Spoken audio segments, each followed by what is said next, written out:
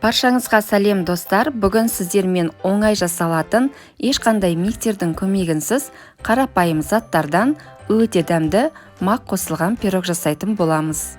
Ең алдымен таза ыдысымызға 2 жұмыртқамызды жарып, оның үстіне қантымызды салып, венчиктің көмегімен біркелкі етіп араластырып аламыз.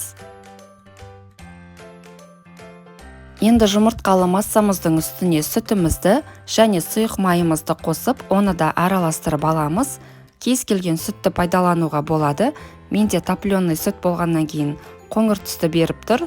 Енді осының үстіне електен өткізілген ұнымызды саламыз және бір ыдысымызға қопсытқышпен соданы қосып, оның үстінен алмалы уксусты қосып жақсылап араластырып, ұнымыздың үстіне салып, барлығын жақсылап біркелкі қамыр болғанша араластырып аламыз.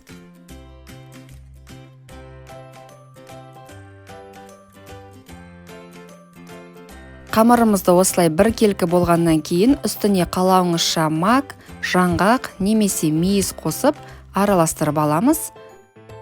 Және алдын ала дайындап қойған пергамент қағазы төселген формамызға құйып, 180 градус қызып тұрған пеште 30-35 минут шамасында пісіріп аламыз.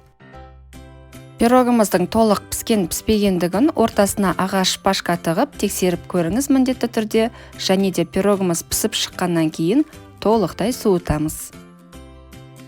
Толық суыған пирогымызды қалауыңызға қарай қант ұнтағымен әрлеп қойсаңыз болады. Пирогымызды қалаған формада кесіп ұсынуға болады. Көріп тұрғандарыңыздай пирогымыз өте жақсы көтеріледі, мамықтай жұмсақ, өте дәмді болып шығады. Міндетті түрде жасап көріңіздер. Пікірлеріңізбен бөлісіп лайк басуды және каналыма тіркелуді ұмытпаңыздар. Астарыңыз дәмді болсын.